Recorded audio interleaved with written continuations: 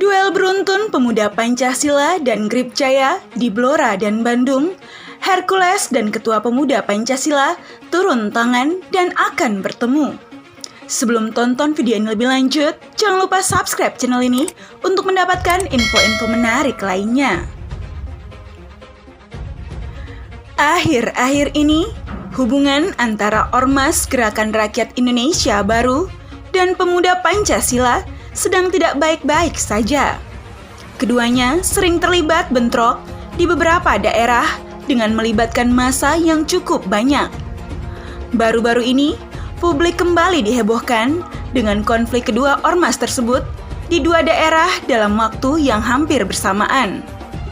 Hercules Rosario Marsal atau yang lebih dikenal dengan Hercules, mantan preman ibu kota Jakarta, harus turun tangan berhadapan langsung dengan Ketua Pemuda Pancasila Sutarjo Surjo Sumarno yang merupakan mantan perwira tinggi militer Indonesia.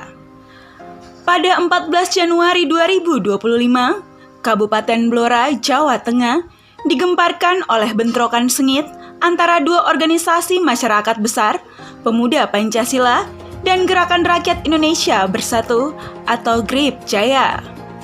Ketenangan kota kecil itu pecah oleh suara teriakan dan dentingan benda keras. Peristiwa ini tidak hanya menciptakan suasana mencekam di tengah masyarakat Blora, tetapi juga menarik perhatian nasional karena melibatkan dua kelompok yang dikenal memiliki basis massa yang kuat. Ketegangan antara Pemuda Pancasila dan Grip Jaya sebenarnya sudah tercium beberapa bulan sebelumnya. Perebutan wilayah pengaruh dan tuduhan pelanggaran kesepakatan menjadi percikan awal konflik. Isu praktik pemalakan yang dilakukan oknum Grip Jaya di minimarket serta dugaan penyelewengan distribusi pupuk bersubsidi dan gas LPG mulai memicu gesekan. Ketua Pemuda Pancasila Blora, Munaji, secara terbuka menyampaikan kritik terhadap Grip Jaya, menuduh mereka melanggar prinsip keadilan sosial. Di sisi lain, Grip Jaya di bawah kepemimpinan lokal yang karismatik membantah tuduhan tersebut dan menilai bahwa Pemuda Pancasila hanya berusaha mencari celah untuk menjatuhkan kredibilitas mereka. Gesekan ini semakin meruncing ketika beberapa anggota Pemuda Pancasila mengklaim telah menerima ancaman secara verbal dari oknum Grip Jaya. Pada Selasa sore, insiden pertama terjadi di perempatan Karangjati, dekat markas Pemuda Pancasila. Sejumlah anggota Pemuda Pancasila yang sedang berhenti di lampu merah tiba-tiba diserang oleh kelompok Grip Jaya yang melintas dari arah selatan. Serangan tersebut memicu perkelahian yang melibatkan puluhan orang. Akibatnya, seorang anggota Pemuda Pancasila mengalami luka serius di kepala dan beberapa kendaraan milik mereka dirusaki. Situasi memanas ketika warga setempat mencoba melerai, tetapi malah terkena imbas bentrokan. Tak lama setelah itu, bentrokan kedua terjadi di Jalan Raya Ngawen Kunduran, tepatnya di Desa Klokah. Kelompok massa dari kedua ormas kembali terlibat dalam perkelahian fisik. 4 anggota Grip Jaya dilaporkan terluka parah, sementara sejumlah kendaraan dan properti umum ikut rusak. Jalanan di lokasi kejadian sempat ditutup karena kepolisian berusaha mengendalikan situasi. Hercules Rosario Marsal, Ketua Umum Grip Jaya, yang dikenal dengan sikap tegasnya, langsung merespon setelah mendengar kabar bentrokan ini. Dalam konferensi pers yang digelar di Jakarta, Hercules menyatakan rasa prihatin mendalam atas insiden tersebut. Ia menyerukan kepada seluruh anggota Grip Jaya untuk menahan diri dan tidak terprovokasi. Jangan ada lagi kekerasan. Grip Jaya dibangun untuk memperjuangkan keadilan, bukan untuk menciptakan ketakutan di masyarakat. Tegas Hercules dengan nada penuh emosi. Ia juga menginstruksikan pengurus daerah Grip Jaya untuk segera menginisiasi dialog dengan Pemuda Pancasila demi mencegah konflik lebih lanjut. Hercules menegaskan bahwa tindakan anarkis dari kedua belah pihak tidak dapat dibenarkan. Apapun alasannya, kalau ada masalah, selesaikan melalui jalur hukum. Saya tidak akan membela siapapun yang melanggar aturan organisasi, tambahnya.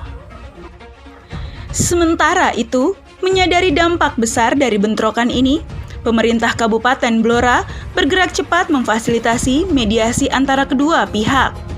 Dalam suasana yang tegang namun penuh harapan, pada tanggal 15 Januari 2025, kedua ormas mengadakan pertemuan di pendopo Rumah Dinas Bupati Blora. Acara tersebut dihadiri oleh perwakilan pemuda Pancasila, Grip Jaya, aparat kepolisian, serta tokoh masyarakat.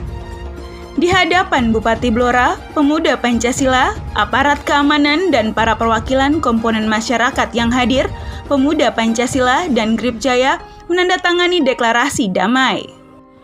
Dalam deklarasi damai yang berlangsung, Ketua Pemuda Pancasila Blora, Munaji, dan perwakilan Grip Jaya setempat bersalaman sebagai tanda perdamaian.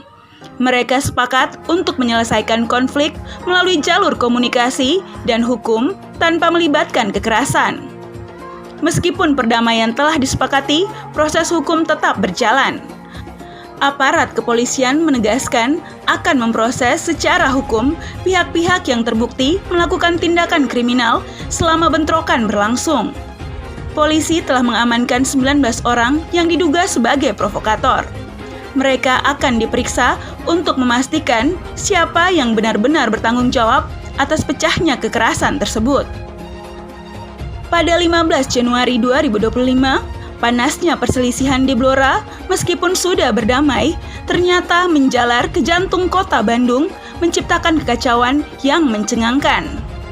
Jalan BKR yang biasanya sibuk dengan aktivitas harian, berubah menjadi medan pertempuran antara dua organisasi masyarakat besar, Pemuda Pancasila dan Gerakan Rakyat Indonesia Bersatu Grip Jaya. Insiden tersebut bukan sekedar perselisihan, melainkan sebuah pertunjukan brutal yang meninggalkan luka mendalam, baik secara fisik maupun emosional. Ketegangan meledak sekitar pukul 14.30 waktu Indonesia Barat. Sebuah kelompok yang diduga anggota Grip Jaya tiba-tiba menyerang markas Pemuda Pancasila di Jalan BKR. Tidak ada tanda peringatan, tidak ada negosiasi. Batu-batu dilemparkan, pintu kaca pecah, dan asap mengepul dari kendaraan yang dirusak.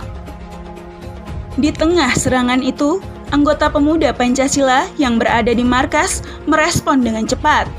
Mereka keluar, melawan, dan pertempuran pun dimulai. Kedua belah pihak saling serang menggunakan tongkat, kayu, pipa besi, bahkan pecahan kaca. Teriakan perintah bercampur dengan jerit kesakitan. "Ini tanah kita, kita tidak akan mundur," teriak seorang anggota Pemuda Pancasila melambai-lambaikan bendera ormasnya di tengah kekacauan. Di pihak lain, anggota Grip Jaya meneriakkan balasan serupa, membakar semangat kelompok mereka. Beberapa kendaraan yang terparkir di sekitar lokasi menjadi korban. Kaca-kaca pecah, bodi kendaraan penyok, dan satu motor hangus terbakar. Akibatnya, 6 orang terluka, 2 diantaranya harus dilarikan ke rumah sakit karena mengalami luka serius. Lalu lintas menjadi terhambat. Kekacauan itu meninggalkan bekas trauma bagi warga sekitar. Banyak yang merasa khawatir akan keamanan mereka. "Kami hanya ingin hidup tenang," ujar seorang warga yang rumahnya berjarak kurang dari 200 meter dari lokasi kejadian. Insiden bentrok di Bandung ini menjadi pelajaran pahit tentang bagaimana konflik kecil bisa membesar jika tidak ditangani dengan bijak.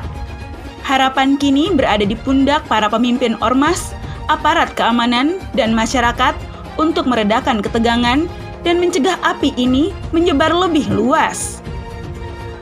Kota Bandung yang dikenal sebagai kota damai dan ramah menunggu dengan cemas apakah ini hanya badai sementara atau awal dari suatu yang lebih besar. Setelah kembali terjadi insiden yang menarik perhatian publik dan melibatkan ormasnya, Hercules langsung mengambil langkah cepat untuk menghubungi Ketua Pemuda Pancasila. Hercules menghubungi Ketua Pemuda Pancasila di hadapan ratusan anggota Grip Jaya. Komunikasi keduanya pun didengar oleh semua. Komunikasi via telepon yang kemudian berlanjut ke video call tersebut, Hercules dan Ketua Pemuda Pancasila berdiskusi mengenai situasi terkini serta upaya untuk meredahkan ketegangan yang timbul akibat insiden tersebut. Percakapan antara keduanya yang kemudian menjadi viral di TikTok menunjukkan komitmen untuk menjaga ketertiban dan membahas langkah-langkah konkret dalam menghadapi dampak dari peristiwa tersebut. Dalam video tersebut, Hercules menekankan pentingnya komunikasi langsung antara tokoh masyarakat untuk menjaga kedamaian dan menyelesaikan masalah dengan cara yang lebih konstruktif. Ketua Pemuda Pancasila dalam percakapan tersebut mengungkapkan bahwa kerjasama antara berbagai elemen masyarakat sangat penting untuk menjaga persatuan dan menghindari konflik lebih lanjut. Video call ini menjadi sorotan setelah dibagikan di TikTok, di mana banyak warganet mengapresiasi sikap keduanya yang mementingkan dialog dan perdamaian. Dengan adanya komunikasi yang terbuka seperti ini, keduanya berharap dapat menyelesaikan permasalahan secara damai dan menjaga nilai-nilai Pancasila yang menjadi dasar dalam menyelesaikan konflik di masyarakat. Dalam video call tersebut, keduanya juga bersepakat untuk bertemu secara langsung di Jakarta. Hercules berjanji akan membawa serta pengurusnya dalam pertemuan tersebut.